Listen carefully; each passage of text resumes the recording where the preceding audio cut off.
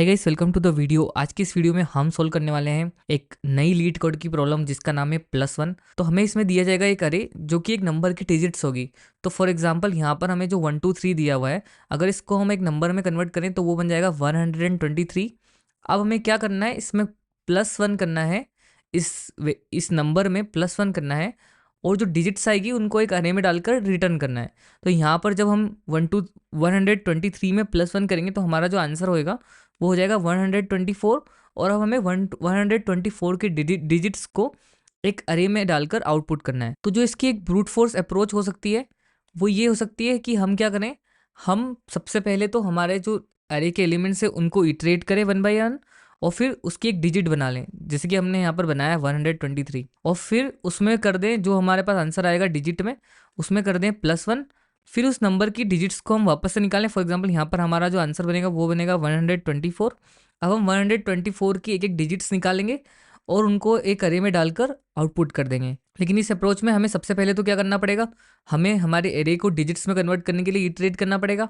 फिर जो हमारी डिजिट्स बनेगी उनको फिर से हमें इटरेट करके एक अरे में कन्वर्ट करना पड़ेगा। फिर जो हमारा मतलब फाइनल आंसर आएगा, जो सम आएगा, उसको उसकी डिजिट्स निकालने के लिए हमें फिर से इटरेट करना पड़ेगा और एरे में डालना पड़ेगा। तो हमारी जो टाइम कॉम्प्लेक्सिटी इसमें बनेगी वो बनेगी O of n plus O of n means 2n, या फिर उसको O ऑफ n भी बोल सकते हैं, लेकिन ये थोड़ी सी ज़्यादा होगी क्योंकि हम इसमें 2 बार इटरेट करेंगे।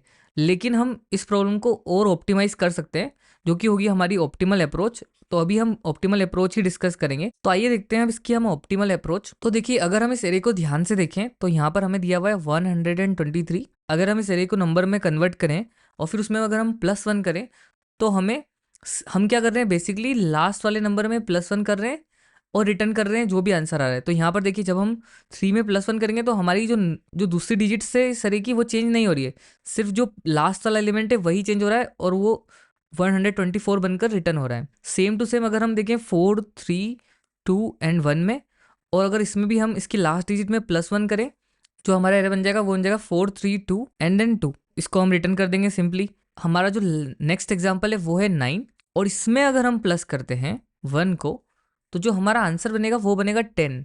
ठीक है, लेकिन यहाँ पर जो हमारा अभी तक हमने अप्रोच ली थी कि हम लास्ट वाली डिजिट में +1 कर देंगे और सिंपली मतलब हमारे एरे के लास्ट एलिमेंट को +1 करके एरे को रिटर्न कर देंगे। ठीक है, लेकिन यहाँ पर ये वाला जो फंडा है ये हमारा एप्लीकेबल नहीं हो रहा है। ठीक है, लेकिन इसी फंडे को इसको सिर्फ हमें 9 वाली वैल्यू के लिए मॉडिफाई करना पड़ेगा।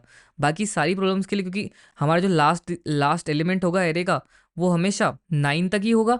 और लेकिन अगर हम 8 में भी +1 कर रहे हैं तो हमारा आंसर तो 9 ही आना है। मीन्स कोई भी रिमाइंडर नहीं बच रहा है, मीन्स कोई भी कैरी नहीं बच रहा है। तो हमें सिर्फ एक कैरी वाली प्रॉब्लम से डील करने के लिए 9 वाली प्रॉब्लम को अलग से सॉल्व करना पड़ेगा।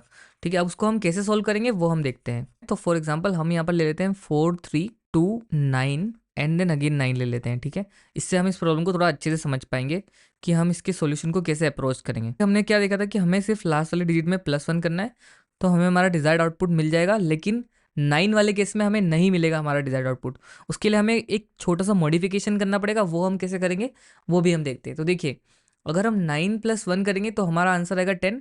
तो हम क्या करेंगे, सिर्फ 0 लिख देंगे यहाँ पर, मतलब जो भी जिस एलिमेंट पर भी हम हैं हम एरे को इटरेट करेंगे i = 0 से लेकर i<n तक। तो जिस एलिमेंट पर हम हैं अगर वो वाला एलिमेंट 9 से छोटा है तो हम कुछ भी नहीं करेंगे, है ना। और लास्ट वाली डिजिट में +1 करके सिंपली रिटर्न करेंगे वो लूप के बाद। लेकिन इन द केस ऑफ 9, अगर हमारे एरे का कोई भी एलिमेंट 9 के बराबर है, ठीक है 9 है मतलब, तो हम क्या करेंगे, हमारे एरे में हम सिंपली उस इंडेक्स पे 0 इंसर्ट कर देंगे। तो देखिए यहाँ पे हमने 0 इंसर्ट कर दिया। अब हमारा कैरी यहाँ पर हमने फॉरवर्ड कर दिया है। तो यहाँ पर फिर से हम 9 + 1 करेंगे तो हमारा 10 आ रहा था, लेकिन क्योंकि हमारी ये वाली डिजिट 9 थी तो हमने क्या अभी फंडा बनाया कि हम 0 इंसर्ट कर देंगे सिंपली। ठीक है, अब इस वाले इंडेक्स पे हमने फिर से कैरी को फॉरवर्ड करा है। ठीक है, अब इतने नंबर में हमें सिर्फ +1 करना है। ठीक है, हमें पता है कि इसमें हम +1 करेंगे तो हमारा आंसर आ जाएगा। ठीक है, तो हम 2 + 1 3 करेंगे तो हमारा आंसर आ जाएगा 4 3 2 + 1 3 विच इज इक्वल्स टू 4330। ये हमारे इस एरे का, ये हमारी इस वाली प्रॉब्लम का आंसर आ गया है।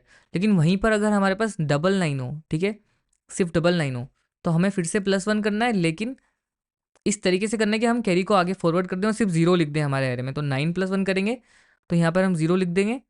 फिर यहाँ पर 9 वापस आ गया है तो यहाँ पे फिर से 0 लिख देंगे, लेकिन हमारा अभी कैरी चल रहा था। ठीक है, तो लास्ट में अगर हमारे एरे में कोई भी डिजिट्स नहीं बची है, फिर हम क्या करेंगे, इस एरे में सिंपली इसके फर्स्ट इंडेक्स पे हम 1 इंसर्ट कर देंगे और सिंपली एक नया एरे रिटर्न कर देंगे। तो इसका थोड़ा सा कोड लिखते हैं और फिर हम उस कोड को थोड़ा सा ड्राई रन करेंगे। फिर फिर मुझे लगता है कि आपको ये प्रॉब्लम ज़्यादा अच्छे से समझ में आएगी। तो हम आ चुके हैं हमारे लीड कोड पर और यहाँ पर हमें दिया हुआ है ये क्वेश्चन।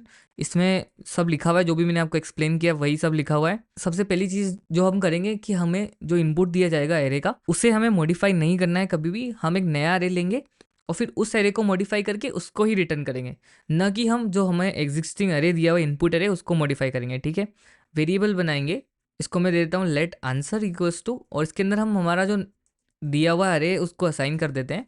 ठीक है, उसके एलिमेंट्स को with the help of spread operator हमने असाइन कर दिया है। अब हम क्या करते हैं, हम एक वेरिएबल बनाते हैं कॉन्स्टेंट, उसके अंदर हम डिजिट्स की जो लेंथ है, जो हमारे एरे की लेंथ है, उसको असाइन कर लेंगे डिजिट्स तो लेंथ। अब हम एक लूप चलाएंगे late I equals to n-1।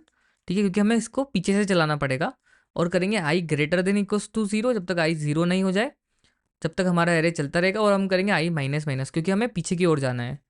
अब हम यहाँ पर एक कंडीशन लगाएंगे, उसमें लिखेंगे हम डिजिट सेट आई अगर लेस देन 9 है। ठीक है, तो हमें सिंपली क्या करना है, +1 करना है और रिटर्न कर देना है एरे को।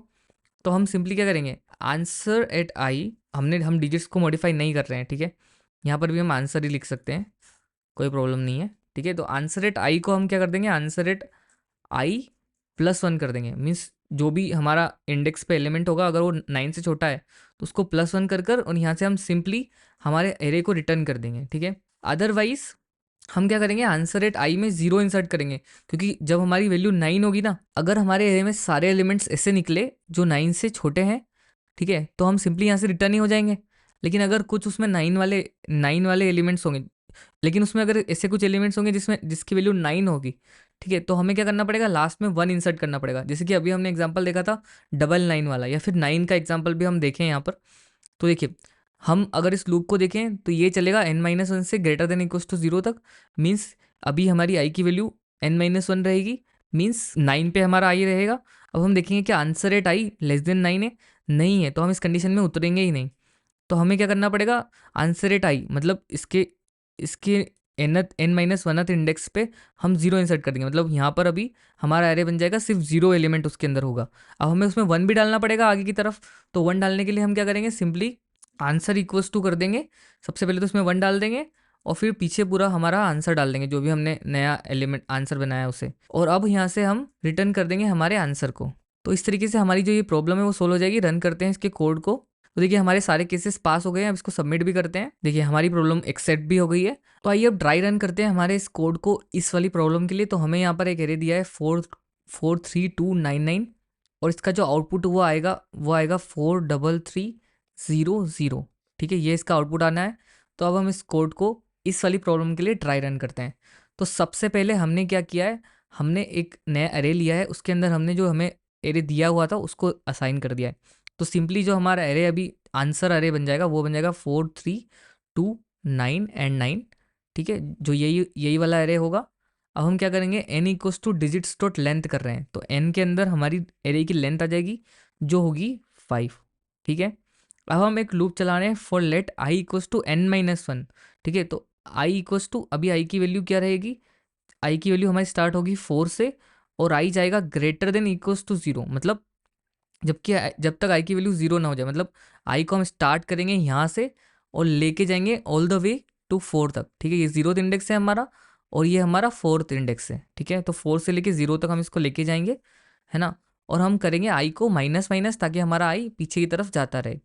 ठीक है, अब हम आ गए इस कंडीशन में, if answer at i is less than 9। ठीक है, तो जो हमारा आंसर एट आई, अब आई की वैल्यू अभी हमारी 4 है। ठीक है, तो आंसर अभी हमने चेक करा है answer at i is less than 9। तो इस पोजीशन पर जो हमारा आंसर एट आई है, मतलब आंसर एट 4 है। ठीक है, जो कि ये 9 वो लेस देन 9 नहीं है, वो 9 है, खुद 9 है, तो हम इस कंडीशन में उतरेंगे ही नहीं। अब हम यहाँ पर आ जाएंगे और यहाँ पर क्या कर देंगे, answer at i equals to 0 कर देंगे। तो अभी हमारा जो एरे बन जाएगा वो बन जाएगा 432 9 एंड देन 0। अब हम फिर से जाएंगे, अब हमारी आई की वैल्यू हो जाएगी यहाँ पर 3 हो जाएगी, और हमारा आई आ जाएगा इस वाले 9 पर।